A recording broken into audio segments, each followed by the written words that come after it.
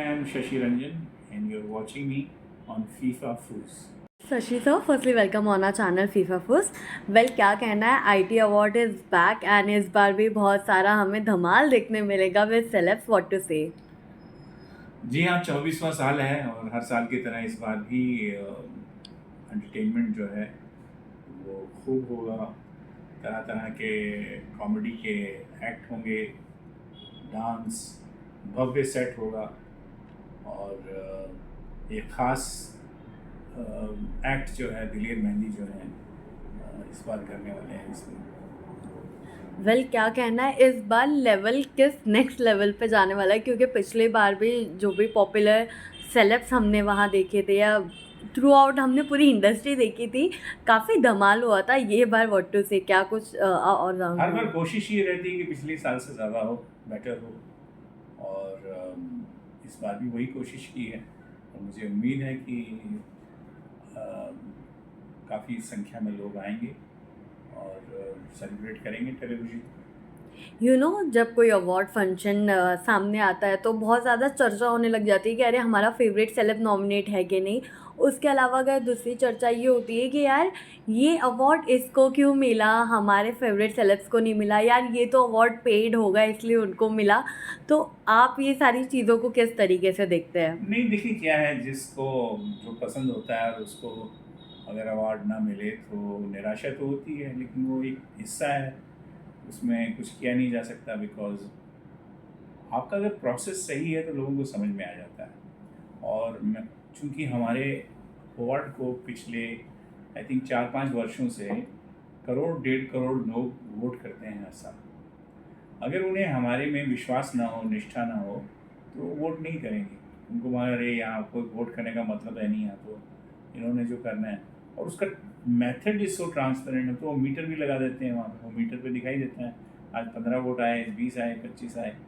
और जहाँ तक जूरी का सवाल है तो जूरी भी हमारी वही ऐसे लोग होते हैं जिनका नाम है, सम्मान है इस इंडस्ट्री में, और उनको अपनी प्रतिष्ठा और अपनी क्रेडिबिलिटी का भी बहुत ख्याल होता है हमारी क्रेडिबिलिटी के साथ। तो उनकी क्रेडिबिलिटी के साथ हमें भी क्रेडिबिलिटी मिलती है। तो लोगों का विश्वास है इस अवार्ड में। कोई भी चीज़ जो है अगर इतने समय तक एक उस पर मकाम पे रहती है तो सिर्फ बाय द वे नहीं होता है, उसके कुछ कारण होते हैं। सर ये जूरी का सिलेक्शन, पॉपुलर कॉन्टेस्टेंट या सेलेब्स का ये जो सिलेक्शन होता है, इस प्रोसेस पे आप थोड़ी लाइट डाल दीजिए कि किस तरीके से होता है ये। जूरी में तो देखिए क्या है कि हम कोशिश करते हैं कि हमारी जो टॉप विश लिस्ट है उसमें से जो भी समय निकाल सकता है, क्योंकि हमें हमारी जूरी में 7-8 दिन लगते हैं, तो एक जगह जाके बैठ के सारे प्रोग्राम्स देखते हैं। तो बहुत टीडियस काम है, सुबह से लेकर रात तक, कई बार 7-8 बजे तक वो रोज़ाना 7 दिन प्रोग्राम देखते हैं सारे, और फिर उसके हिसाब से अपनी मार्किंग करके वो एक ऑडिट कंपनी को भेजते हैं। अगर मैं फेवरेट शोज़ की बात करूँ तो काफ़ी पॉपुलर शो है ये रिश्ता, अनुपमा, तारक मेहता, काव्या बरसात एंड काफ़ी लंबी लिस्ट है। सर आपसे जानना चाहेंगे, आप कोई शोज़ देखते हैं? किसी के बारे में बहुत आपकी ज़्यादा कोई नहीं राय? देखता हूँ, बट मैं नॉन फिक्शन ज़्यादा देखता हूँ, न्यूज़ एंड करंट अफेयर्स ज़्यादा देखता हूँ। बट ये वाकई मैं आपको एक बात बता दूँ तो इट्स बीन ये रिश्ता क्या कहलाता है, वैसे ये रिश्ता क्या कहलाता है, क्योंकि जनरेशन 2 एंड जनरेशन 3 दोनों साथ में है, हर्षद चोपड़ा एंड जो जनरेशन 3 है, दोनों क्लैश हो रहा है। तो इस पे आपको क्या कहना है, क्योंकि ये काफ़ी इंटरेस्टिंग है। नहीं, मुझे खुशी है और मैं बधाई देना चाहता हूँ राजन शाही को कि राजन शाही ने ये प्रोग्राम इतने दिनों तक इस मकाम पे रखा है। और इस वक्त जो अनुपमा बना रहे हैं वो भी उसकी भी TRPs बहुत अच्छी हैं, लोगों को पसंद आ रहा है। तो मैं उनको बधाई देना चाहता हूँ, क्योंकि मैं जानता हूँ वो बहुत पैशनेटली काम करते हैं और and he is been doing it for a long time. ये मुझे भी पसंद है ये प्रोग्राम और लोगों को तो है ही।